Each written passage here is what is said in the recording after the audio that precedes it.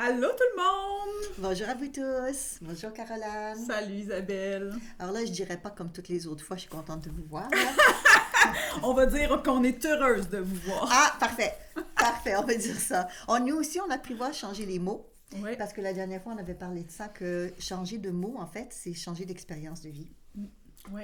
Bon, moi, je suis quand même contente de vous voir. Ceci étant dit, c'est aussi une belle expérience de vie. Oui, puis ça me fait drôle parce que vu que je suis tout le temps à côté d'Isabelle, qui est la panéliste, comment on dit ça? PNListe. Hein, surtout Quelqu'un qui fait la PNL. À côté de moi, je sais que tous les mots que j'utilise, elle les analyse. Oh, d'accord. Elle me prête des intentions, là. OK, il va falloir que je la recadre, comme on dit chez nous. Qu'est-ce que tu veux dire? C'est quoi? Vous avez remarqué à quelques reprises que je me reprends dans ce que je dis et que je te vois qui fait comme oui, c'est bien, Caroline, que tu te reprennes parce que tu es en train de généraliser, Oui, tu étais en train de distorsionner. Ça, c'était une de tes croyances, Caroline. Ça, c'est.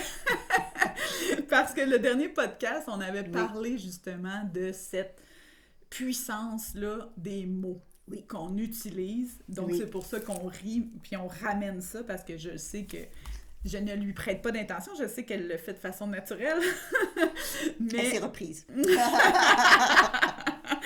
Mais, vu que toi, c'est ça ton métier, c'est ça ton domaine, à quel point c'est riche d'informations à partager, parce que, comme on l'a dit, les gens souvent se demandent comment on fait pour évoluer, comment on fait pour s'éveiller, comment on fait pour faire des prises de conscience, c'est quoi cette histoire-là d'inconscient, l'hypnose, la PNL. Donc, c'est un peu ça, tu sais, on ouvre quelques petites fenêtres pour vous montrer qu'en quelques instants, on peut avoir pigé beaucoup de choses sur la personne, plein de belles pistes d'exploration, justement, ne serait-ce que simplement avec son langage verbal et non-verbal, comme on avait dit, que le non-verbal, ça peut être aussi dans le ton que la personne le dit, dans les moments de pause. Oui. Donc, mon Dieu, que c'est un domaine que je pensais pas que quand j'allais faire de l'hypnose puis du coaching, j'allais apprendre plein de belles choses comme ça, ouais. Puis qu'une des choses que j'allais vraiment pratiquer, c'était cette oreille-là, tu sais, cette capacité à entendre les mots. Différemment. Ouais. Oui. Quelqu'un va dire quelque chose, souvent, ça nous passe 10 pieds par-dessus la tête, mais nous, on porte attention à ça. Ouais. Donc, c'est sûr que c'est très aidant. Oui, fait que on avait envie de continuer un peu dans ce bain parce que les gens ont dit « Ouais, mais là, juste les mots, il doit y avoir d'autres choses. » Ben oui, il y a d'autres choses. Il y en a toujours. Hein? Parce que... Il y a plein de choses à explorer. C'est vaste, c'est à l'infini ce qu'on peut découvrir sur notre cerveau, l'être humain, comment il fonctionne. Puis là, aujourd'hui, on avait envie de mélanger les mots, justement, avec qu'est-ce que c'est rattaché. Souvent, les mots, ben, ça va souvent être rattaché avec des pensées, des croyances. Donc, on pensait apporter un petit peu d'autres pistes de réflexion pour vous aider à cibler facilement des choses que vous pouvez observer dans votre vie à tous les jours. Parce qu'on a pas mal d'occasions. À moins que vous n'êtes pas quelqu'un qui parle beaucoup. Mais même si vous ne parlez pas beaucoup avec des mots, vous pouvez parler beaucoup avec les expressions corporelles. Et puis c'est des trucs qu'on dit en communication depuis longtemps. On n'a pas besoin de parler pour communiquer. On peut très bien communiquer, c'est Václavic qui disait ça. Ouais. On peut très très bien communiquer sans parler. Énormément. Oui, comme j'ai pas envie de te parler. Ou comme genre, oui, je suis vraiment contente de venir te voir. Oui, ça n'a pas de bon sens. Ça donne envie. Ça donne envie. Ouais, c'est ça, le langage non verbal. Ça, on le voit souvent, hein? C'est pour ça qu'on blague, parce qu'on voit souvent des noms de la tête pendant que la personne est en train de se convaincre que c'est la meilleure décision de sa vie, mais sa tête a fait non. Non, exactement. Donc, moi, je trouvais que c'est un sujet intéressant que tu proposes, parce qu'en PNL, je reviens à la programmation neurolinguistique, on a un modèle qui s'appelle le modèle de communication. Et dans le modèle de communication, ce que ça dit, c'est qu'on vit une expérience et que cette expérience-là, elle va passer à travers nos filtres que tu as nommés plusieurs fois dans les podcasts. Distorsion, sélection, généralisation, ça veut dire quoi? Ça veut dire que je vais interpréter l'expérience à travers ces filtres-là qui varient d'une personne à l'autre. Ouais. Donc, je peux vivre une expérience puis dire c'est tout le temps comme ça. Ouais. Ça serait une généralisation.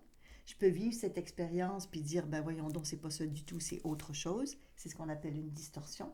Enfin, vous comprenez le principe.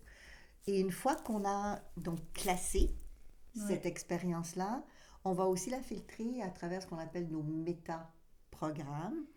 Les métaprogrammes, ce sont des filtres inconscients de tri d'informations et de motivation.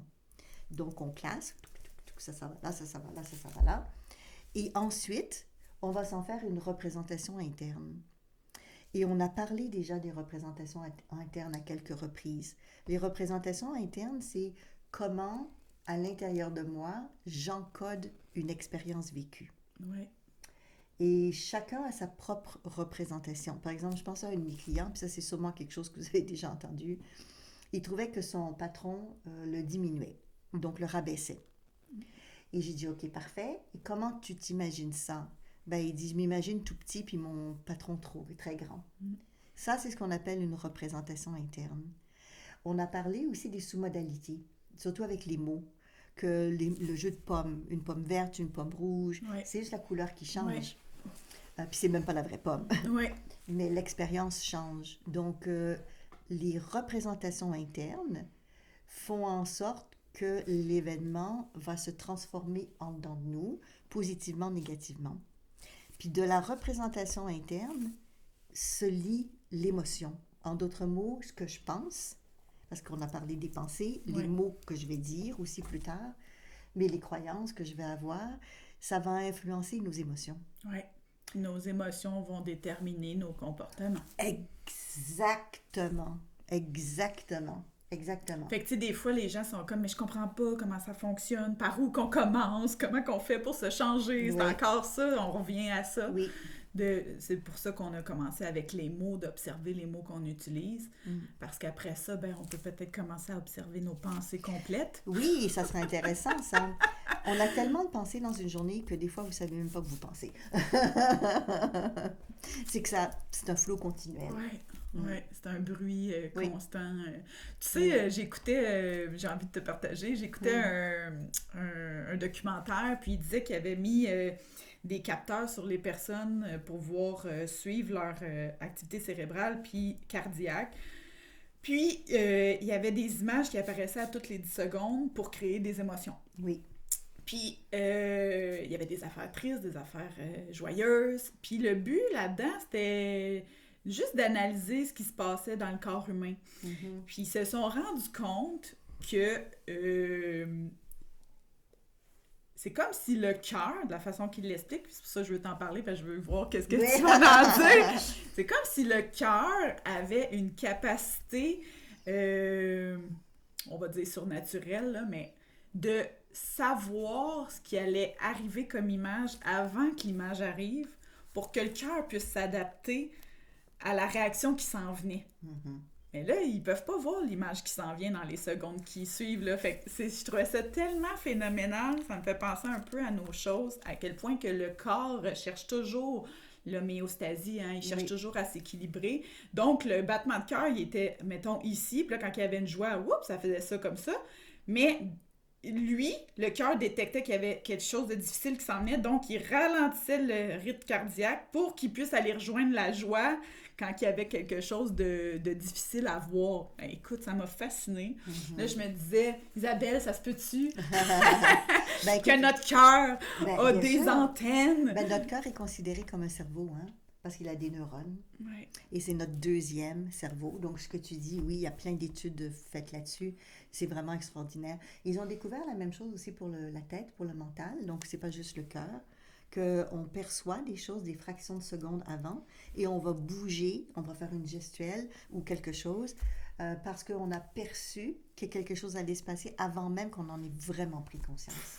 Donc, à quel point qu'il y a une intelligence. Tu sais, c'est ça que ça me faisait réaliser, à quel point que...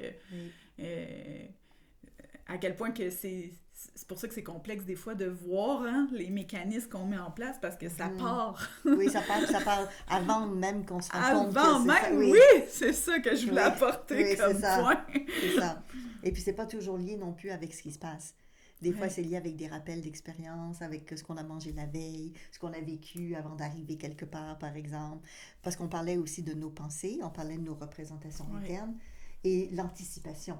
Ouais. Et comment j'imagine ce qui va arriver, ce qui va se passer, qui a un impact aussi sur comment on va vivre ce qui est en train de se passer. Ouais, c'est Oui. fascinant, hein? C'est fascinant de là, l'importance de s'y arrêter puis d'essayer d'observer cette boucle, hein, si on peut dire, ou ce chemin que tu viens d'expliquer, qu'on prend, hein, que c'est comme ça que la vie fonctionne puis que l'être humain fonctionne. Exactement. Donc, comment faire pour aller déceler où est-ce qu'il y a une obstruction, on va dire ça comme ça, pour aller enlever le bâton pour que ça puisse mieux circuler. Vous voyez ma métaphore. Mais ça aussi, tu sais, les gens sont comme « Ah ouais, ça se peut qu'en faisant que ça change toute la chaîne. » Mais effectivement, tu sais, c'est ça qui est phénoménal. Surtout les croyances, tu sais, les gens, souvent, ça va arriver là, tu sais, à des points, je sais pas toi avec tes clients, mais moi aussi, tu sais, des fois, puis c'est comme les croyances. Mais là, on fait quoi avec les croyances, tu sais? Alors, définis ça, une croyance. Ouais. Oui, parce que là, il y en a beaucoup. Je dis ça parce que dans beaucoup de cultures, le mot croyance veut dire religion. Donc, comment toi, tu le définis? Ben là, moi, je vais te faire ça bien simple, là. Moi, dans ma tête, c'est tout ce que je crois. OK, tout ce que je crois. Parfait. Tout ce que je crois. D'accord. Fait que je crois que c'est... Si je crois que la vie est difficile, c'est une croyance. Si je crois qu'il y a une vie après la mort, c'est une croyance. Si je crois qu'il y a 1000 possibilités, que tout est possible, c'est une croyance. Donc, il y a des gens qui vont dire « je crois en Dieu ». C'est pour ça que je dis ça. Ouais. Et moi, je fais la distinction entre une croyance et une conviction. Oui. Donc, quand nous, on dit au Québec, par exemple, qu'on croit à quelque chose, ce qu'on veut dire, c'est qu'on est convaincu que c'est vrai. J'y crois. J'y crois la plupart du temps par expérience. Ouais. Donc, laissez-moi vous expliquer comment se crée une croyance. Ou inconsciemment. Oui, ou inconsciemment. Oui. Donc, comment se crée une croyance? On vit une expérience et vous vous souvenez le modèle de communication. Ça va passer nos fils, distorsion, généralisation, sélection. On vit quelque chose et tout de suite, on va soit généraliser, c'est toujours de cette manière-là, donc on vient de généraliser une croyance. Donc on rencontre quelqu'un, et puis c'est une personne fantastique, ouverte et autres, et on dit « Wow, toutes les personnes qui travaillent dans ce milieu-là sont comme ça. » Bon, après, on peut avoir d'autres déceptions plus tard, hein? Mais on vient de faire une généralisation, mais on vient de faire une croyance. Je crois que. Donc les croyances viennent de notre expérience de vie. Maintenant, il y a des gens qui vont générer une croyance de manière automatique. D'autres vont générer les croyances après plusieurs expériences. Donc, par exemple, si j'ai un patron et puis qui est abuseur, je vais peut-être changer de travail parce que ça ne me plaît pas. Je vais avoir un autre patron qui est abuseur. Je vais dire, il y en a beaucoup. Mais peut-être rendu au 3e patron abuseur, je vais dire, tous les patrons sont abuseurs. Ouais. Donc, les croyances sont générées par nos expériences, soit automatiques, tout de suite, première fois, ou sur le nombre de fois qui est vécu. Donc, nos croyances sont toujours basées sur une expérience. On est entièrement envahi de croyances. Oui. On est conçu de croyances. Oui, le mot conçu est juste parce que ça vient aussi de notre famille. Oui. Oui, notre famille nous induque des valeurs, bien sûr, mais nous éduque aussi dans des croyances que les gens ont. Donc, les gens transposent des croyances familiales sans nécessairement toujours savoir si c'est vrai ou pas. Donc, quand on parle qu'une croyance est basée sur une expérience, c'est vrai. Mais cette expérience-là, ça peut être vécu par un ancêtre. C'est pas nécessairement une expérience que vous vivez aujourd'hui. Exactement. Oui, mais qui perdure. Puis c'est pour ça que les gens, des fois, ont de la difficulté à trouver la croyance qui les limite. Parce que pour eux, c'est juste une façon de penser. Oui. Dans leur tête, ils sont comme moi, mais c'est ça la vie, là, tu sais. Il faut travailler fort pour vivre, puis c'est difficile, là, on se le cachera pas, tu sais. Oui. C'est ce qu'ils disent. On nous le dit partout à la télévision, à la radio, tous les jours. Mais c'est ça quand même, tu sais. Puis après ça, on se demande pourquoi c'est difficile, puis qu'il faut qu'ils travaillent fort, puis tu sais, parce que c'est ce qu'on nous répète, c'est ce qu'on nous dit. Oui. Puis là, les enfants, ils trouvent que ça fait pas de sens, ils regardent leurs parents aller. Puis moi, j'en ai des clients là-dedans, là, puis c'est ça qui est drôle, puis même eux, ils s'en rendent pas compte, ils sont comme « Non, mais dis-moi que j'ai raison, c'est vrai que c'est pas facile, la vie! » Puis qu'il faut travailler fort, sinon on deviendra rien, tu sais, puis Je suis comme, OK, Ouais. moi, je dis rien, mais on va revoir, tu sais, puis là, nous, on a des techniques pour aller, justement, changer les croyances. jouer pour qu'ils puissent comprendre que c'est une croyance de un aussi, hein, parce qu'on dirait que c'est pas facile de la sortir. Ben, c'est des croyances, celle que tu viens de nommer, c'est une croyance très, très, très, très, très populaire, là, qu'il faut travailler fort, que la vie est difficile. Puis il y a des slogans aussi comme ça que moi j'ai vus, pas juste moi, mais dans les camps de concentration aussi, le travail c'est la vie. Donc, juste pour dire que travailler fort, moi j'ai entendu ça bien dans des endroits et beaucoup dans le domaine des affaires. Ouais. Beaucoup. Les gens à leur compte. De moins en moins avec les nouvelles générations parce qu'ils veulent mieux équilibrer leur vie familiale, personnelle, professionnelle. Mais je l'entends, on va dire presque tous les jours. Ouais, oui, presque tous les jours. Et puis, pour certaines personnes, c'est pas une croyance. Je vais faire la distinction entre une croyance et une réalité. C'est ça. Oui. Une croyance, c'est une expérience généralisée. Donc, j'ai vécu une fois où j'ai dû travailler fort pour gagner peu, par exemple. Et puis, après, j'ai peut-être développé l'habitude de travailler beaucoup ou en gagnant moins. Mais il se passerait quoi si on me donnerait un travail tout d'un coup qui me ferait gagner 3 fois le prix? Peut-être que je refuserais, peut-être que j'accepterais, mais peut-être que je refuserais parce que je dirais, c'est pas normal, ils vont me demander autre chose. Peut-être que, c'est-à-dire qu'à un moment donné, on est tellement pris dans notre expérience que même si on nous ouvre la porte à changer, des fois on se dit, c'est pas normal, il y a un problème, ça se peut pas. Je serais pas heureuse parce que j'ai l'impression que je travaillerai pas. Ah, ben oui. Ah, il y a ça, là, bien aussi, sûr. là. Oui, les workaholics ou bien ça se peut pas, c'est trop beau, hein? Ça, on l'entend aussi, hein? Quand c'est trop beau pour être vrai, c'est parce que c'est... Oui. Donc, c'est sûr que le scam, ça existe. Et puis, si on vous propose 10 millions de dollars tout d'un coup, peut-être ça se peut que vous soyez dans un trafic de drogue. Il faut apprendre du discernement quand même. Hein? Donc, voilà, il faut en prendre et on va laisser, vous voyez, on en rit, nous aussi. Oui. Mais la question qu'on se pose, c'est quand quelqu'un vient, par exemple, en consultation, dans notre cas, quand la personne nomme une croyance, si elle dit « il faut travailler trop fort », est-ce que ça l'embête ou pas? Oui. Parce que si ça lui nuit en rien dans sa vie, c'est pas vraiment un souci ou un problème. Mais si ça lui convient pas, elle est épuisée, des problèmes de santé ou autre, là, ça serait peut-être à revisiter. Ouais. Et puis après, il y a certains pays où on n'a pas le choix de travailler fort. Même chez nous, au Canada, vous savez, dans la région de Vancouver, là, les statistiques démontrent que la moitié de la population travaille au moins 2 jobs, 2 travails, sinon 3. Parce que la vie coûte très cher là-bas. Donc, on n'est pas en train de dire que c'est faux. Dans certains pays ou certains endroits, même chez nous au Canada, c'est une réalité. Mais une croyance, c'est basé sur une expérience généralisée, mais qui ne prend pas en compte que ça peut changer. Oui. Parce que ça peut changer. Peut-être que je travaille fort pendant des années, puis qu'une année, je travaille moins fort. Ou que c'est un peu moins difficile. Ou le fait, des fois, ce que je vois, c'est que les gens, ils sont pas capables d'embaucher des gens parce que pour eux, ils travailleront plus fort. Oui. Oui, mais si toi, ça te permet d'en faire moins, tu sais, mais non, tu sais, parce qu'il y a comme l'envie d'avoir le devoir accompli, d'avoir travaillé fort, tu sais. Moi, j'ai vu des gens comme ça qu'ils ont engagé, même des fois, ils ont engagé pas mal de personnel, mais ils travaillent toujours aussi fort parce que ça leur permet de développer d'autres projets. C'est juste pour dire que les croyances sont importantes. Après, si les gens aiment ça, explorer des nouveaux projets, moi, je suis très créative. C'est qu'avoir plein de projets, ça me plaît beaucoup.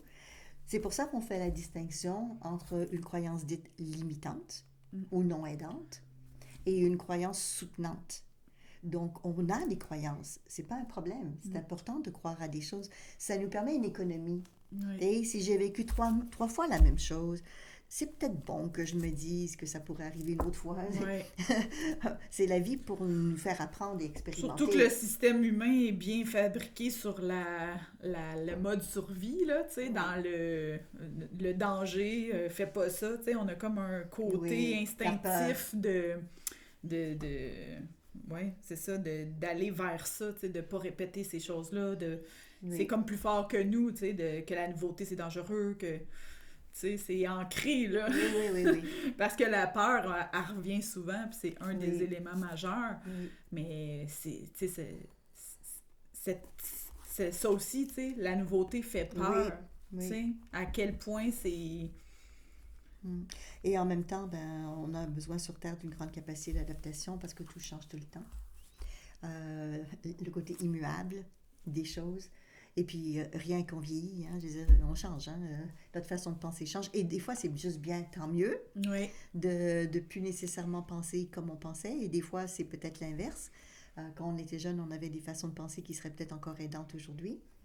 Ou peut-être plus. Donc, c'est garder cet équilibre. Mais on n'est pas en train de parler du tout d'un côté religieux. Non. Donc, c'est pas ça. Pour nous, c'est pas la croyance, je crois en, peu importe qui ou de quelle manière. C'est plutôt, je vis une expérience et de cette expérience-là, j'en arrive à une déduction, une conclusion. Et la conclusion, c'est que à partir de maintenant, je crois que c'est ça qui va se passer ou que c'est ça qui va arriver ou que, avec là, il faut travailler fort, que la vie est comme ça. Des étiquettes. C'est comme ça. Et c'est comme ça pour tout le monde. Puis ça me fait penser que les gens qui généralisent beaucoup, parce que j'en étais une, vous m'avez surpris à quelques moments, mais de s'en rendre compte aussi à quel point ça peut faire une grande différence dans la vie, juste de savoir que t'es quelqu'un qui généralise, tu sais. Nous, la meilleure façon de le repérer, c'est justement quelqu'un qui parle, mais qui veut rien dire. C'est comme, tout le temps, comme ça. Oh, tu sais de quoi je parle? T'es comme, mais de quoi? C'est comme ça. Mais de quoi tu parles? De quoi tu parles, Puis moi, je trouve ça tellement riche, tu sais, que la personne puisse se rendre compte que tout ce qu'elle dit, c'est tellement vaste, je comprends rien. Puis là, il faut creuser, parce que là, qu'est-ce qu'elle veut dire par c'est tout le temps comme ça? Ça quoi? Tu sais, donne-moi des exemples, tu sais. Mais d'arriver à juste prendre conscience de ça, que t'es quelqu'un qui généralise, mon Dieu, que c'est une grande victoire pour pouvoir savoir comment te reprendre, puis comment, justement, te réaligner, parce que ça fait pas les plus optimistes, ça, là, les gens qui généralisent. C'est sûr que si je dis, on revient à ce que tu as dit tout à l'heure, c'est difficile. Donc, si je généralise que c'est difficile, pour alléger la personne un peu, on va lui demander c'est quel aspect ou quelle situation de ta vie tu trouves difficile. Et la personne peut dire c'est professionnel, à la maison ça va bien, ou à la maison c'est un problème, mais à l'école ça va bien.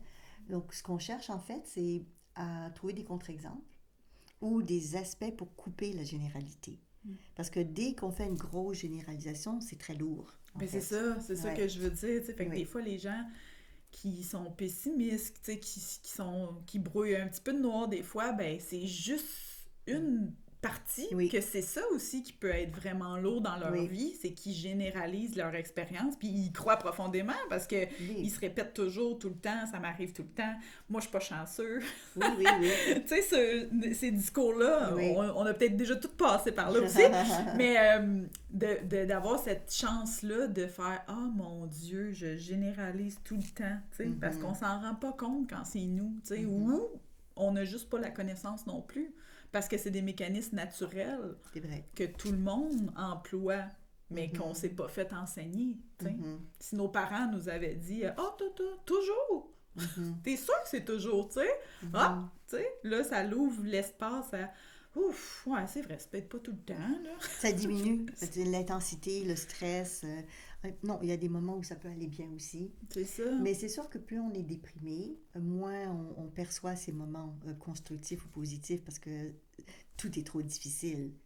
Et donc, dans des cas comme ça, on veut installer des ressources additionnelles, faire en sorte, pas uniquement de couper notre généralisation, mais surtout et avant tout d'avoir des petits moments de bonheur. Et même si ça ne dure pas tellement longtemps. Parce qu'il faut, j'allais dire, on retourne dans nos croyances, mais il ne faut pas dire que la vie va toujours bien non plus, parce que ça serait une exagération.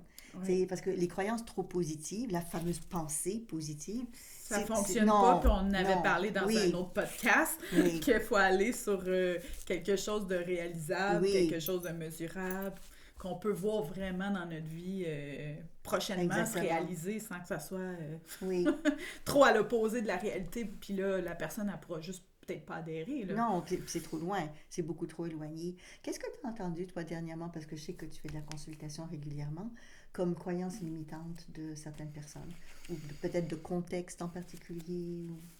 Eh ben, il y a beaucoup de choses. Oui. Là, j'essaie de trouver une qui pourrait Ouais, parce nous... que là, je ne l'ai pas demandé de préparer d'avance. Hein? Ouais, c'est ça. Live, on est live. Tu pourrais m'éclaircir, j'ai comme un sujet en tête, mais... Oui. Tu sais, je sais pas comment le dire, fait qu'on va le définir ensemble. Le fait de... Ça vient beaucoup avec la transformation, tu sais, se transformer, comment on fait pour se changer. Les gens, souvent, tu sais, ils vont avoir la croyance qu'il faut qu'ils fassent ça, ça, ça, ça. Puis là, ça finit plus, tu sais. Alors que peut-être qu'il faut juste, comme on a dit tantôt, changer d'un degré, tu sais. Oui. Fait que ça pourrait être une genre de croyance que j'entends, que ça se peut pas que ça soit si simple que ça, tu sais. Ah oui, OK. Hein? Oui, là, oui. Elle m'est venue, là, Oui, parce oui. que en tout cas, moi, je trouve qu'on la voit souvent, ce genre de... Ben, écoute, ça peut pas être aussi simple. Non. Ben, écoute, il y a beaucoup de choses en arrière de ça, de cette croyance-là. Ça peut pas être aussi simple. La première chose que je dirais, c'est que c'est souvent relié au fait que si nous, on a trimé, on a bûché, ça a été difficile, il faut qu'on justifie ou qu'on valide le fait que ça a été aussi dur pour nous. Donc, ça peut pas être aussi simple que ça si ça a été dur pour nous.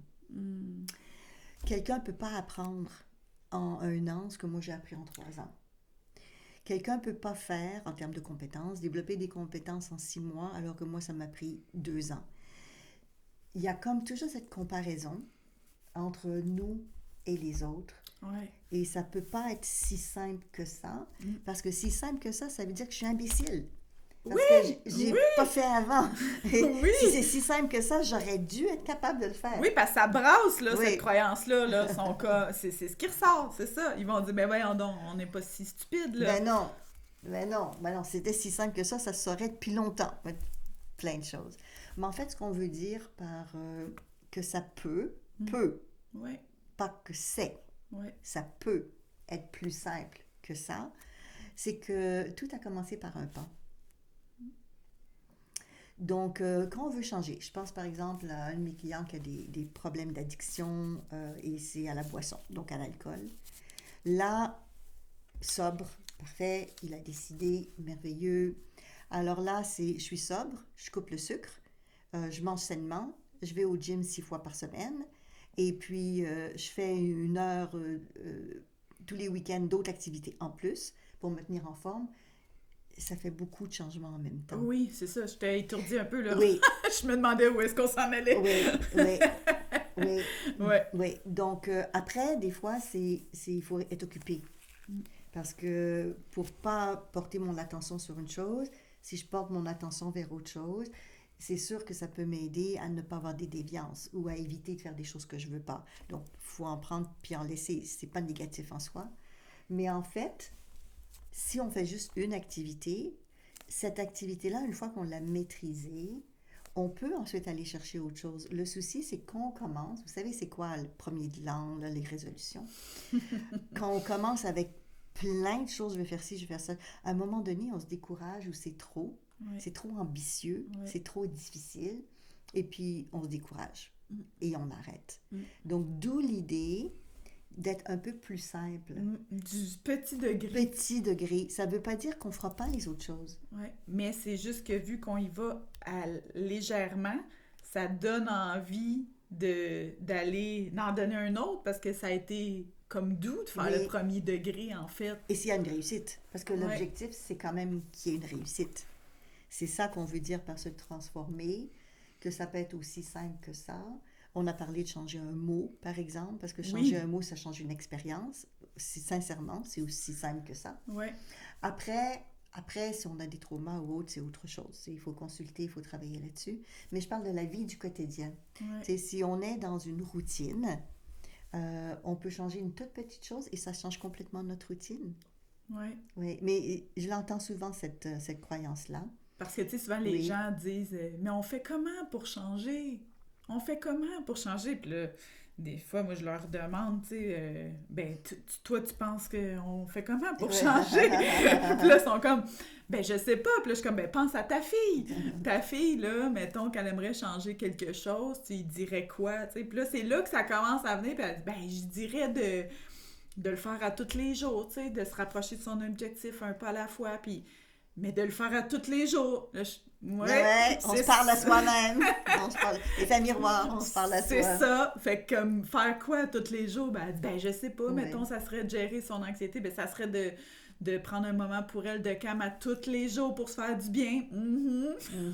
Mais ça peut pas être aussi simple que ça, tu sais. Ouais. Ouais. Fait que là, ça revient encore, tu sais. Ouais. Mais alors que, Ouais. ben oui, ça peut être ça le début, que une constance régulière, tous les jours, une petite fenêtre pour que justement ça soit facile, Oui. que ça se réalise, Oui. puis que là, après ça, là, tu peux l'étirer, parce que là, c'était simple à réaliser, tu sais, puis là, ça devient une habitude. Et oui, là... c'est ça qu'on veut. On veut transformer tout ça en habitude, et en habitudes qu'on a envie de conserver, des habitudes saines. Ouais. Mais pour ça, si on en fait trop en même temps... Bon, il y a des gens qui sont capables de partir 10 choses en même temps, les faire toutes, et tant mieux pour eux. Mais quand on dit un petit pas à la fois, pour beaucoup de personnes, c'est ce qui est le plus aidant. Moi, je me souviens d'une de mes clientes, elle m'a emmené sa fille qui était adolescente parce que, ben, comme beaucoup d'enfants, sa chambre était bordélique. Donc, j'ai dit à la petite, je lui ai demandé, est-ce que toi, ça te dérange? Parce que ta maman, c'est une chose, mais là, c'était pas la maman que j'avais, là, c'était la fille. Parce que si ça ne l'aurait pas dérangée, je n'aurais pas continué avec elle. Et elle me dit, oui, moi non plus, j'aime pas ça, ça traîne partout. Puis je lui ai dit, OK, donc, qu'est-ce qui se passe qui fait que tu commences pas? Parce qu'elle procrastinait. Et elle dit... Vous entendez la réponse, hein? Je suis sûre. De qu'est-ce qui fait qu'elle ramasse pas, hein? Oui. Donc, ça doit être comme le gars de tantôt, là, avec son gym, son sucre à couper, trop de choses. Oui, c'est ça qu'elle a dit. Elle a dit, il y en a partout. Il y en a partout. Elle dit, je sais pas par quoi commencer, il y en a trop. C'est toute la chambre, il y en a trop. Donc là, c'était pareil. Focalise sur une chose. Donc, par quoi tu veux commencer? Mais c'est pareil pour ton toutes bureau, les choses de la vie. C'est la même chose. C'est la même chose. Donc là, c'était quoi? Tu veux ramasser ce qui est au sol? Tu veux d'abord faire ce qui est sur ta table de nuit? Tu veux d'abord... Focalise que c'est pas ta chambre, c'est une partie d'eux. Oui. C'est ça. Et elle a été capable. Diviser le gros gâteau en petites portions. Oui, c'est ça. Pour qu'elle puisse réussir à... Et elle a été capable. Oui. D'arriver à faire son ménage. Bon, après, c'est comme n'importe quoi qu'on parle du ménage, il faut recommencer à la case A après, là. Mais ça va, on fait le tour de notre chambre. Donc, elle a été capable de le gérer. Mais c'est que des fois, on voit les choses trop. Oui. Quand c'est rendu trop, je pense à une de mes clientes, elle avait 3 ans de retard pour ses impôts. Elle voyait ça énorme, mais ça l'était pour elle, c'est pour ça qu'elle ne le faisait pas à chaque fois. Oui. Donc, quand on a du retard de 3 ans, puis on paye des pénalités, parce qu'elle payait des pénalités, c'est stressant, là. Puis en plus, ça lui coûte des sous. Mais elle procrastinait encore, parce qu'il y avait autre chose en arrière. Elle ne voyait pas le bout, puis elle disait qu'elle ne se sentait pas capable, mais elle pouvait aller chercher de l'aide. Oui. Il y a des gens qui peuvent faire ses impôts pour elle. Là. Elle juste... ça, son petit pas, c'était d'appeler, prendre un rendez-vous. Prendre un rendez-vous. Mais elle me dit, oui, mais tous mes papiers ne sont pas classés. Et je dis, oui, mais tu peux aussi avoir quelqu'un qui peut t'aider à classer les papiers. Parce que ça s'apprend aussi, le classement. Il y a des gens qui ne l'ont pas appris. Il y a tellement de choses qu'on ne sait pas faire. Oui. Et puis qu'on voit ça comme une montagne. Oui. C'est comme beaucoup de personnes de mon âge aussi, l'informatique des fois, là, c'est comme « Oh non, pas juste ton âge. » Le mien aussi.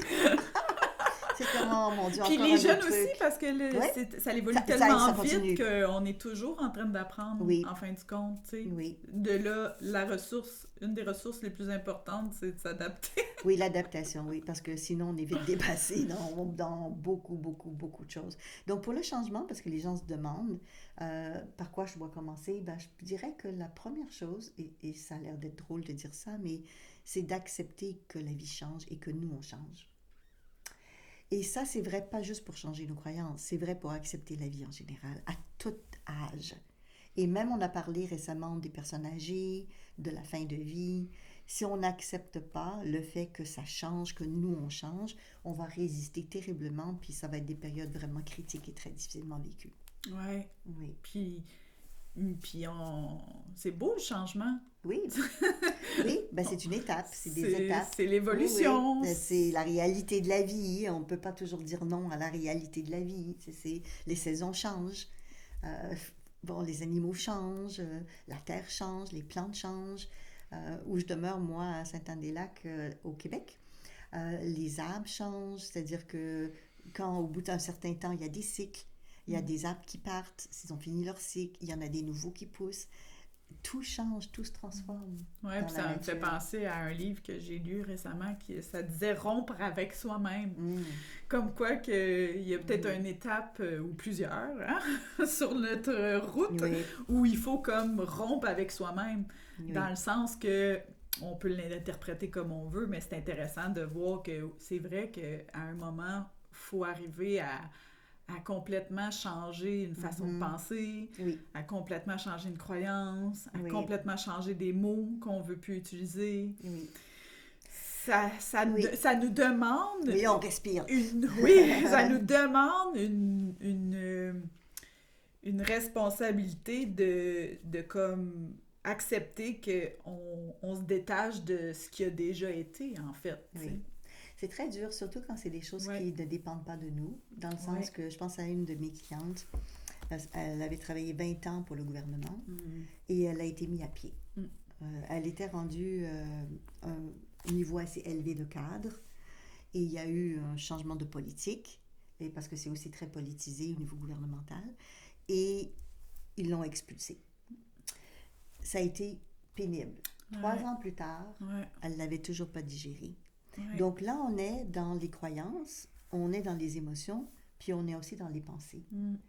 Donc elle, ce qu'elle gardait en tête, qui faisait qu'elle était très en colère, c'est qu'elle disait, ça se fait pas, on fait pas ça à quelqu'un, j'ai donné tout mon temps, un peu comme les mamans qui disent, je suis là tout le temps pour tous mes enfants, c'est un peu dans ce sens-là. Donc, elle n'arrivait pas à accepter ce que la vie lui a donné comme situation à dépasser. Et ça a généré chez elle des problèmes de santé, évidemment, parce que c'était trop intense. Donc, j'ai commencé à lui demander et qu'est-ce qu'elle aurait besoin de changer dans sa façon de penser. Juste dans sa façon de penser. Entre mots, au lieu de dire, ils sont des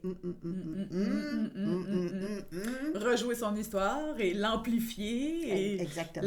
L'enraciner encore de plus en plus profondément. Puis voir toutes les conséquences négatives qu'elle a vécues à cause de ça. Elle n'a pas retrouvé du travail comme elle voulait, elle était toujours en colère, elle a gagné moins d'argent. Donc, c'est sûr qu'on voit plutôt le négatif que le constructif parce qu'on s'est fait imposer quelque chose qui a été très mal vécu. Donc, je lui ai dit, qu'est-ce qu'il faudrait que tu changes comme pensée? Et elle a eu des idées, mais à chaque idée, elle disait, ben non, je peux pas penser ça, là. Comme, par exemple. Il y a du positif dans le négatif, ça, les gens, des fois, ils résistent un petit peu. Oui, c'est ça. Donc, tu pourrais penser quoi d'autre? Ben, je pourrais penser que c'est parce qu'en fait, il fallait que j'arrête de travailler puis que je bénéficie de ma retraite. Elle dit, mais je peux pas penser ça, là, parce que j'aurais continué à travailler, puis j'aurais encore aimé ça. C'est intéressant aussi. Oui. Dire, je peux pas croire ça, ou je peux pas aller dans ce sens-là. Et pourquoi tu peux pas? Et ce serait passé quoi si tu serais arrêtée? Parce qu'en fait, c'est à peu près ce qu'elle a fait. Elle s'est arrêtée parce qu'elle n'avait pas le choix, elle trouvait pas d'autre emploi, mais elle a trouvé des petits boulots qui étaient juste assez pour qu'elle se tienne occupée. Mais elle ne se donnait pas l'autorisation d'imaginer ou de penser que ça pouvait être ça aussi, ce que la vie lui proposait comme direction. C'est pour ça qu'on dit que c'est comme si on est pris dans une boîte. T'sais, moi, je vois ça comme ça. C'est comme s'il n'y a personne qui a ouvert le couvert pour que tu puisses voir le ciel. Puis c'est ça qui fait que ça résiste puis ça souffre. Je vois ça comme ça un peu. Il est temps qu'on ouvre le couvert pour qu'elle puisse voir qu'il y a le ciel puis qu'il y a plein d'autres possibilités, même si ça ne tente pas. Oui, c'est surtout quand ça ne nous tente pas, c'est surtout ça, quand ça ne nous tente pas. Mais surtout dans des situations comme dans son cas, où on a senti qu'on s'est fait imposer. Je pense que c'est pas toi qui Non, on n'a pas pris la décision. Je pense à une de mes clientes, son mari lui a dit c'est fini. Puis elle l'aimait, puis elle voulait rester avec. Pour elle, ça a été la catastrophe incroyable. Et depuis ce temps-là, tu l'as déjà nommé, je pense, ce genre de truc, c'est un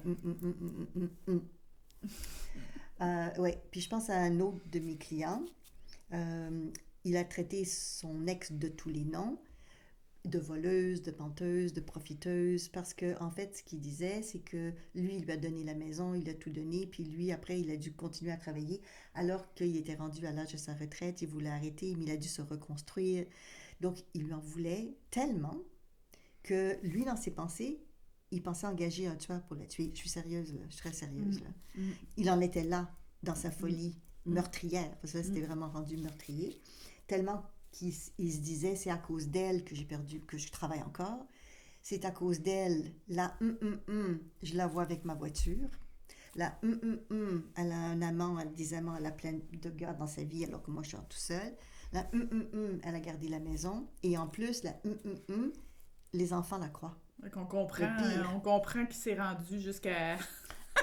À vouloir engager quelqu'un Ben pour... oui, là, les pensées étaient tellement... envahissantes et tout était de sa faute à elle, évidemment. Donc, il n'a pas fait trop de remise en question sur lui-même.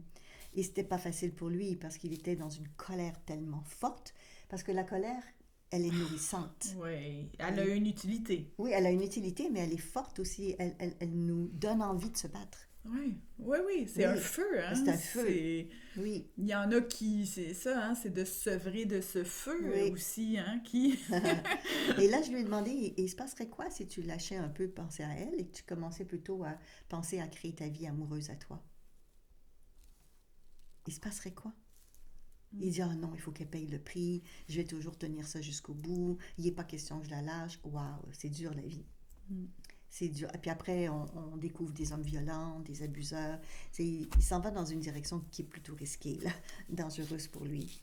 Mais c'est ces pensées-là qui sont des fois très difficiles à lâcher. Là. Peut-être que vous êtes dans la même situation, vous nous entendez, puis que là, vous dites, oh, c'est une révélation, parce qu'il y a des conséquences à ces pensées-là. Ouais. Mais ces pensées, comme les croyances, sont basées sur des expériences vécues. Lui, là, s'il en est rendu là, c'est parce que, oui, elle a abusé. Oui, elle lui a pris de l'argent. Oui, elle l'a trompé. Pour de vrai, là. Mais là, il est prêt à risquer sa vie pour la faire payer. Oui. À quel point ça peut aller loin. Ça peut aller vraiment loin. Il y a un beau documentaire là-dessus, justement, des femmes noires qui se sont faites cacher dans une salle de bain. 10 femmes dans 1 mètre par 2 mètres pendant 3 mois parce qu'ils se faisaient tous assassiner parce qu'ils étaient une certaine... ethnie. Oui, c'est ça, je me souviens plus du terme. Puis ils ont assassiné toute leur famille et tout. Puis les gars, c'était son enseignant d'école, ses collègues d'école qui tuaient à la machette. C'est intense, mais c'est juste pour vous dire à quel point que, en fait, ce documentaire-là, c'est juste pour nous faire réaliser que la peur qu'ils ont vécue, c'était épouvantable parce qu'ils arrivaient souvent dans la maison, puis ils fouillaient la maison, puis ils étaient sûrs à chaque fois qu'ils allaient se faire prendre. Puis ils ont réussi à s'en sortir, mais pendant ces 3 mois-là, elle a tellement senti cette rage dont tu parles. Oui.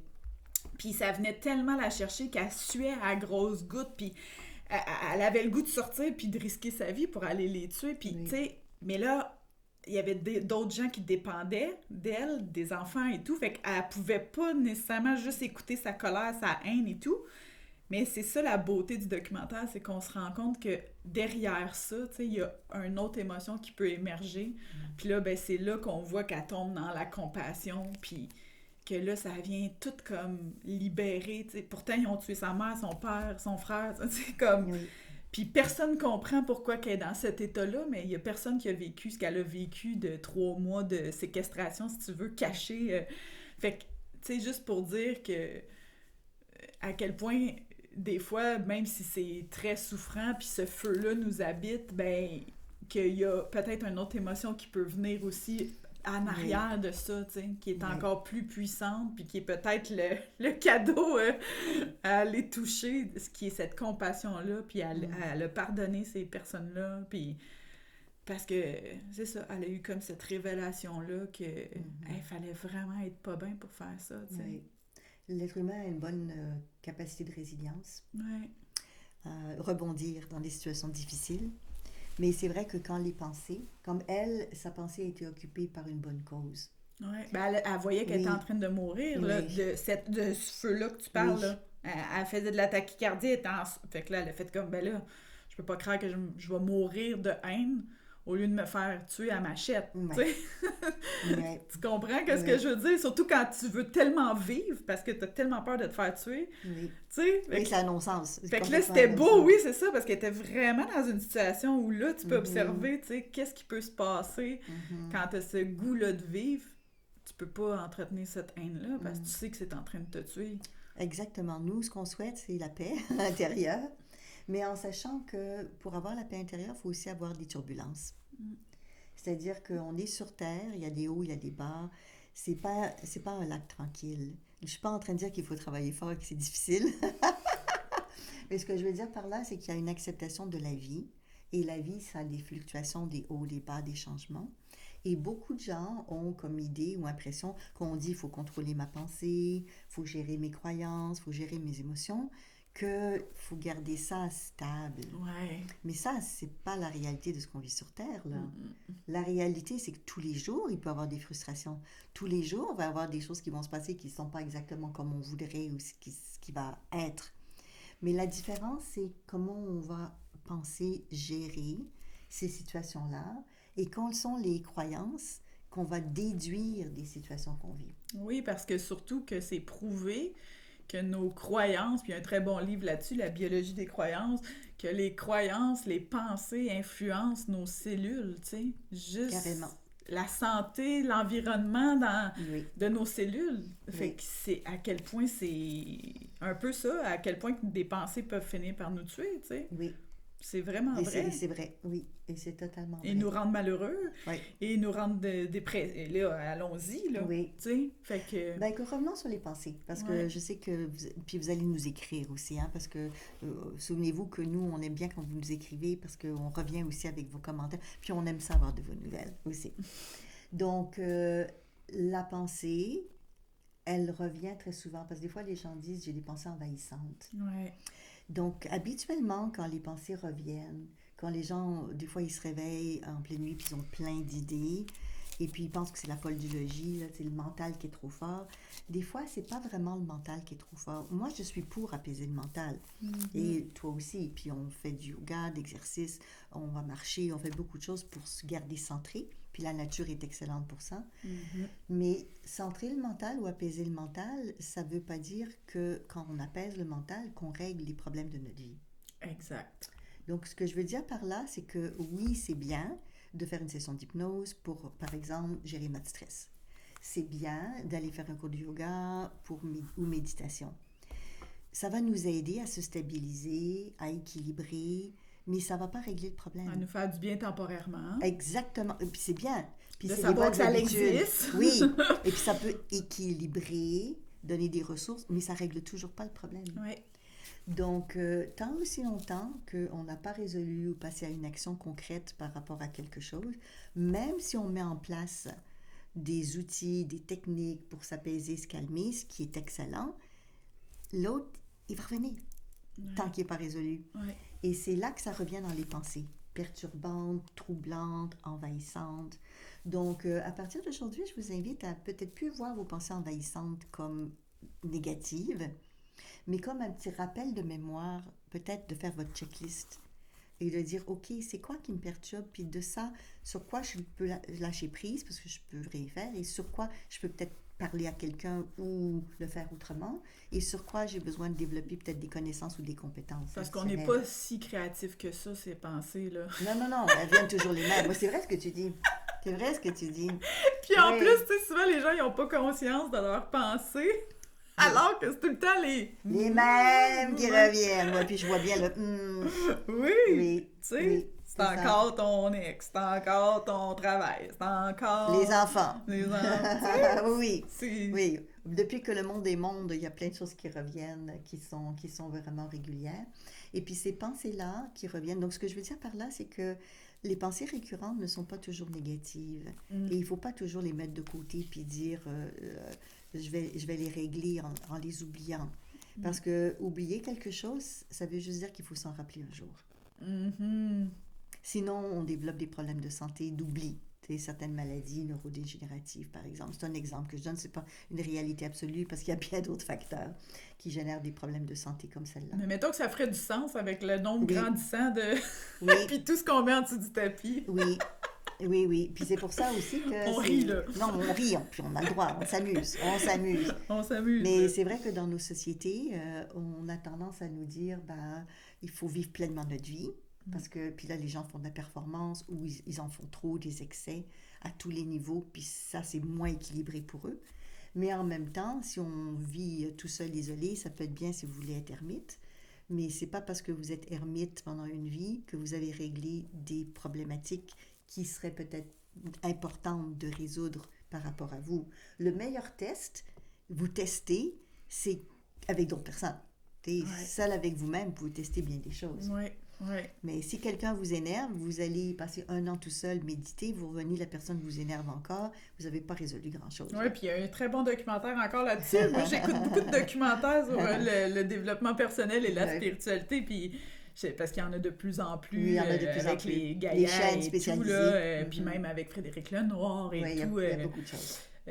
Paulo Coelho. Paulo Coelho. Coelho, c'est ça. Ouais. Je trouve ça vraiment intéressant parce que c'est Ouais. tous des gens très connus puis qui ont fait des grandes choses dans ce domaine-là. Puis il y a un homme qui est parti faire le tour du monde, il a fait en Inde, il a fait le Pérou, il a fait l'ayahuasca, il a tout fait, puis il revient, puis il est encore aussi malheureux. Exactement. Donc, de là, qui parle avec d'autres professionnels, puis là, il essaie d'expliquer l'homme, tu sais, Oui. son point de vue à lui, tu sais, puis c'est tellement beau, tu sais, puis c'est ça que tu vois dans le regard du jeune homme qui est comme, non, ça se peut pas que ça soit ça. Ouais. Ça se peut pas que ça soit aussi simple. Ah, on revient aussi simple. Ouais, ça finit un peu là-dessus, tu sais. Oui. Ça se peut pas que ça soit... Ça se peut pas que ça soit aussi simple que d'être observateur de ma vie puis de me laisser traverser par ces choses-là, tu sais, puis que je peux les observer sans que ça m'affecte, puis ça se peut pas que je peux arriver à pas ressentir de souffrance. Oui. Ça se peut pas que que j'accueille tout, en fait, tu sais, entre guillemets, là, tu sais, mais je trouvais ça tellement beau de se rappeler que on peut pas se mentir à nous-mêmes, là. On vit avec nous, là. Que tu fasses le plus beau des voyages, s'il y a quelque chose à l'intérieur de toi qui marche pas, quand tu retournes chez toi, ça revient. Moi, j'aime bien utiliser une métaphore pour décrire ça, qui est d'un terrain contaminé. Donc, admettons que je vis dans un pays et puis il y a des mines qui sont placées sur mon terrain et je déménage parce que je sais que je risque de marcher dessus puis de perdre un bras ou une jambe ou d'autres personnes, mais que je décontamine pas mon terrain, je vais juste quitter. Si un jour je reviens, ou si des descendants, je décède et des descendants ont le terrain, eux, ils savent peut-être pas que qu'il y a eu des obus ou autres ou des mines, c'est eux qui vont être affectés. Et si moi je retourne, si je décontamine pas, je risque toujours d'avoir un bras ou une jambe en moins. Ce que je veux dire par là, c'est qu'aller ailleurs, si on n'a pas déminé, si on n'a pas nettoyé, ça règle rien pour nous si on y retourne, mais en plus, ça va avoir des impacts pour les autres générations ou les personnes après qui vont hériter ou bénéficier de ce qui n'a pas été résolu. En plus. Ouais. Donc ça fait quand même réfléchir.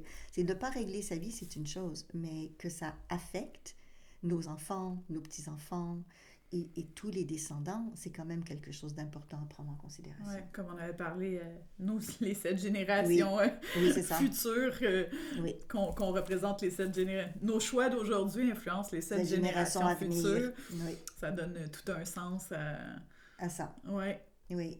Donc, c'est sûr que vos pensées, nos pensées, vont générer des croyances, mais vont générer aussi des émotions. On avait dit avec le modèle de communication, ça part de notre vécu et en dernier, c'est nos comportements. Ouais. Donc, si j'interprète, comme on a parlé, que j'ai vécu quelque chose d'horrible avec tel mari ou avec telle épouse, ce qui peut être vrai en passant. Il y a des gens horribles sur Terre, c'est une réalité. Ouais. Mais la question, c'est qu'est-ce que vous voulez garder pour vous après? Parce que personnellement, mais c'est un choix, je sais que la vie va avoir des hauts et des bas tout le temps. Il n'y a pas une semaine où j'ai des choses à régler qui ne sont pas évidentes. Et c'est vrai pour la majorité d'entre vous. Mais ce qui fait la différence, c'est notre gestion quotidienne. Et avec quoi je repars? C'est-à-dire que certaines personnes, ça peut être un exercice que vous faites déjà ou à faire, mais certaines personnes, ce qu'elles font, c'est un petit bilan du jour. C'est comme par exemple, juste avant de s'endormir, comment a été ma journée, qu'est-ce que j'ai fait, de quoi je suis satisfait, qu'est-ce que j'aurais fait autrement et qu'est-ce que j'ai à faire demain. Parce que si vous le notez tout de suite, vous n'aurez pas à y penser durant la nuit. Ouais. C'est comme vous le notez, dire OK, je sais, puis je reprends ça demain matin. Ouais. Donc, d'écrire tout court, c'est un bon exercice parce que c'est comme si tu sors le problème de toi, hein? Tu le poses ou dessiner. Hein? Oui, ou dessiner. On le fait en hypnose aussi. Oui. Que tu dessines, que tu écrives, c'est tous des trucs pour le sortir, pour pas le... de pas le garder à l'intérieur. Pour pas le garder, même les psychologues ont ces petits trucs, d'écrire des lettres et pour sortir les histoires de notre corps, en fait, pour pas les garder imprégnés puis qu'ils puissent...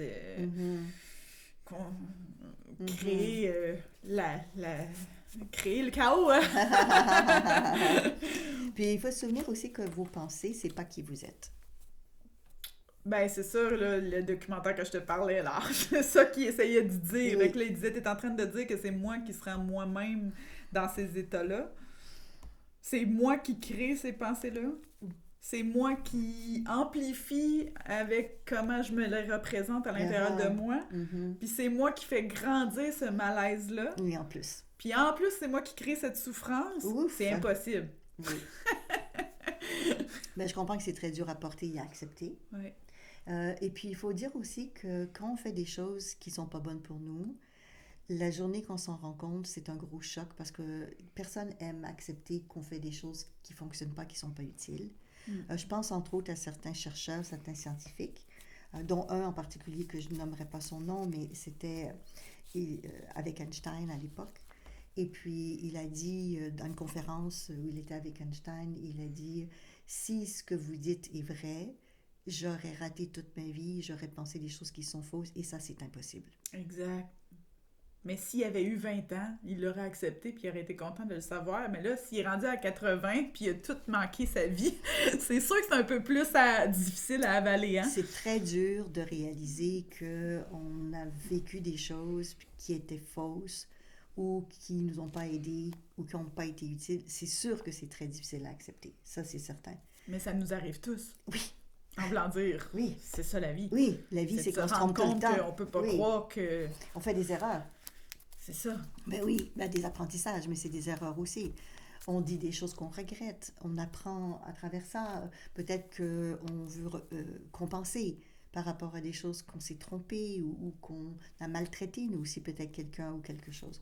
Faites-vous-en pas, tout le monde le fait. Mais la bonne nouvelle, et ça vient pas de moi, ça vient d'un moine bouddhiste, c'est qu'on fait tous ça. On fait tous des erreurs, on a tous des pensées. Mais la différence, c'est qu'est-ce qu'on veut en faire et qui on sera demain. Donc, parce qu'on peut s'améliorer. Bonne nouvelle, on peut s'améliorer. Ouais, puis même si c'est dur comme choc, oui. Ça fait partie de l'expérience humaine. Ça fait partie de l'expérience humaine. Je pense qu'il y a tous un moment dans notre vie où on fait comme... Oui. Puis je pense qu'on n'a pas fini d'en faire non plus. Mais qu'on fait comme... Mais non, ça se peut pas, là, tu sais. Ben, on revient là-dessus parce que nous, on parle d'hypnose, comme vous savez aussi. Lorsque on a des comportements inadéquats qui se répètent et que consciemment on dit je veux les changer, mais qu'on continue à les répéter, c'est très souvent parce que notre inconscient, lui, parce que l'inconscient peut aussi répéter des schémas répétitifs par habitude. Donc l'intérêt de l'hypnose, c'est aussi, pas uniquement, mais aussi pouvoir parler à l'inconscient pour réajouter, faire un reset, dire ça c'est un vieux programme, on va le réaménager. Mais dans ces choses-là, j'aimerais juste faire une petite parenthèse sur la gestion de la douleur, aussi là-dessus, parce qu'on a des super beaux protocoles en hypnose pour aider les gens à diminuer l'intensité de la douleur, de différentes choses. Et en plus, beaucoup de spécialistes ont découvert que la douleur est en partie subjective. Donc, ce que ça veut dire, c'est qu'il y a une partie qui est réelle physique, mais une partie qui est liée à nos pensées, parce qu'on revient à notre thématique. Nos pensées, nos anticipations, nos réflexions. Donc, si je sais qu'on vient de me donner une dose de médicament, que j'en aurai pas avant 3 heures, ben, peut-être que rendu à 2h30, je vais commencer à stresser, puis m'inquiéter, puis commencer à avoir mal. Mais ça a un impact même sur l'effet des médicaments. Il y a eu des études là-dessus, c'est pour ça que je vous dis ça. Ouais, puis j'ai trop envie de rentrer Ben oui, le placebo, ben là. oui, voilà. Tous les recherches, ou Oui. presque, sur le médicament donné versus les gens qui ont pris le placebo, les résultats sont tellement proches les uns des autres que c'est à se demander si les médicaments font vraiment effet. Parce que si le médicament est aussi puissant ou presque le placebo, c'est à se poser une méchante question, là. Mais ce qui fait la différence, c'est la croyance. C'est la croyance. Parce que lui, il sait pas, là. Puis on leur a pas dit que c'était un placebo. Non. Je me souviens d'une histoire qui m'avait choquée à l'époque quand je l'ai appris, mais ça remonte à il y a plus de 30 ans, sur l'effet placebo. Donc, il y avait un médecin qui participait à une étude sur l'effet placebo et on lui avait demandé, dans sa clientèle, de dire à certains de ses patients qu'il donnait le médicament et puis à d'autres de dire que c'était un placebo. Donc, et c'était pour des opérations importantes. Donc, il a un patient et il lui dit, mais vous avez eu le meilleur médicament, c'est le nouveau cri. Et son patient a guéri du cancer. 1 an plus tard, son patient lit dans les journaux que son médecin a fait partie d'une enquête et d'une étude sur le placebo. Et qu'est-ce que vous pensez qui est arrivé? Il a repris le cancer et il est décédé. C'est comme le professeur qui avait une classe qui pensait qu'ils étaient des génies, puis qui n'étaient pas bons. L'effet Pygmalion. Ça aussi, c'est cool. Fait que vu qu'il Ouais. pensait qu'il était avec des génies, il leur a enseigné comme s'ils étaient des génies, puis ça a fait que ces enfants-là, ils étaient très bons. Oui. Puis le professeur qui enseignait aux élèves qui étaient pas bons, alors que c'était les génies, mais ils savaient pas, c'était ça le test, ben ils ont échoué. Ils ont eu des moins bons résultats. Tu sais, c'est à quel point la pensée est importante, tu sais, c'est pour ça, tu sais, qu'on en parle, puis qu'on en reparle, puis qu'on en reparle encore, parce que l'effet placebo, il existe, puis il est documenté, puis c'est une preuve. Fait que vous pouvez faire semblant de prendre un médicament chaque matin. Mais il faut y croire cependant, croire en son efficacité. Parce que nous, on est là dans le monde des croyances. C'est ça qu'on veut dire. Parce que si vous savez que vous prenez une pilule de sucre, ça ne vous donnera pas grand-chose, même si c'est du sucre. C'est pas trop bon pour vous. Mais si vous avez la certitude que ce que vous prenez est efficace, que ce le soit ou pas, ça va avoir un impact au niveau hépatique. Surtout, je pense, aux gens qui ont le cancer puis qui font des traitements de chimio, tu sais, pour avoir accompagné des gens et tout, tu sais, d'être convaincu que la chimio, de son effet sur le corps, puis de vraiment voir, tu sais, qu'elle va détruire, parce qu'on le sait, là, ils disent que ça détruit tout sur son passage, hein, bonne ou mauvaise cellule, c'est ce qu'on s'est fait dire, hein. Fait qu'on pense tous à ça, puis là, mon Dieu, qu'on va être malade, on va perdre tous nos cheveux, on va... Mais si on visualise ou qu'on croit profondément que non, ça va venir juste détruire les mauvaises cellules, tu sais, qu'on y met une intention, une croyance, ça peut pas faire de tort, là. On s'entend que de dire « Oh my God, elle est en train de me mettre ça dans les veines, c'est du poison, c'est sûr que ça marchera pas, maudit médicament, puis le système. » Oui. Tu sais, on le sait, là, on entend tellement...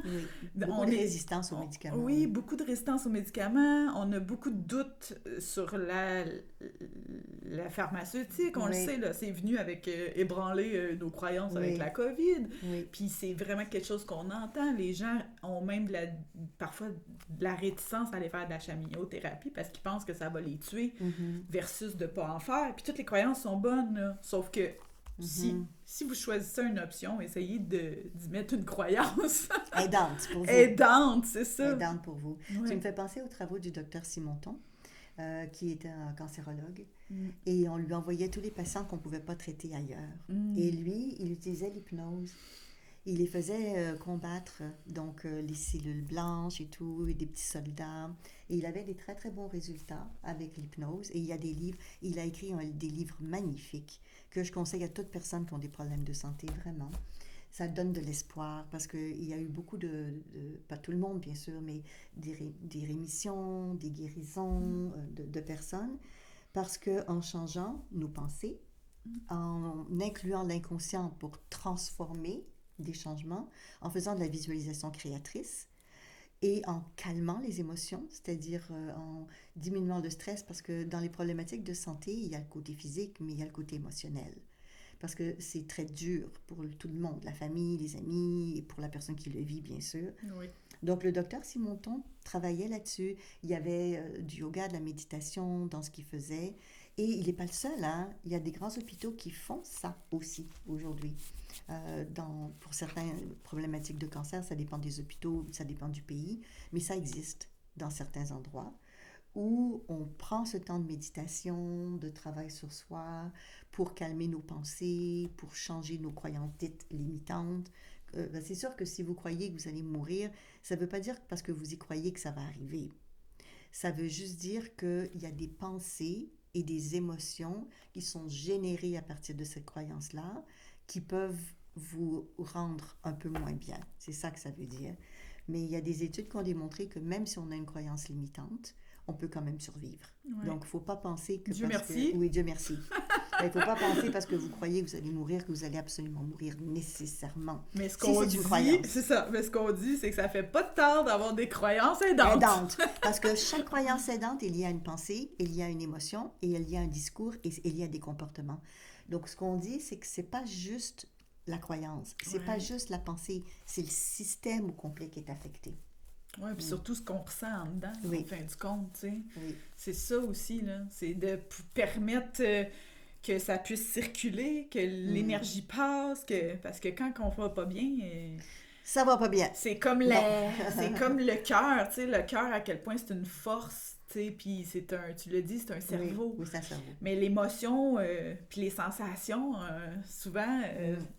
le cœur, il a besoin d'être ouvert, hein? Oui. Tu sais, il y a comme... En tout cas, moi, je le vois, là. Fait que quand on résiste, puis quand on s'accroche à rien, quand on n'a pas défini une foi, parce que de pas avoir de foi, c'est une foi que t'as pas de foi. Je sais pas si vous me comprenez, mais c'est, tu sais, à quel point c'est important de mettre des choses qui nous font sentir bien pour garder notre cœur ouvert. C'est ça que je veux dire, parce qu'il y a une intelligence dans notre cœur, on le dit, il est capable de s'ajuster à beaucoup de choses avant même qu'on sache qu'est-ce qui s'en vient. Notre cerveau, notre ventre, ils font toute une équipe. Fait que... Donc, d'être à l'écoute de votre système intérieur. Puis si jamais la vie vous donne des challenges, bien franchement, vous n'êtes pas le seul. C'est l'histoire de tous les humains sur Terre. Il n'y a personne qui n'a pas de challenge. Mais ce qui va faire la différence, encore une fois, c'est qu'est-ce que vous allez en faire. Donc, je vous invite à réfléchir à ça cette semaine. Ouais.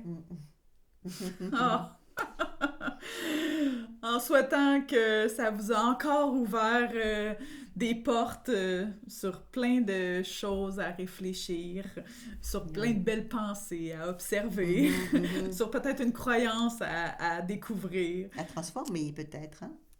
Merci Isabelle. Merci beaucoup. Merci Caroline. Bye bye tout le monde.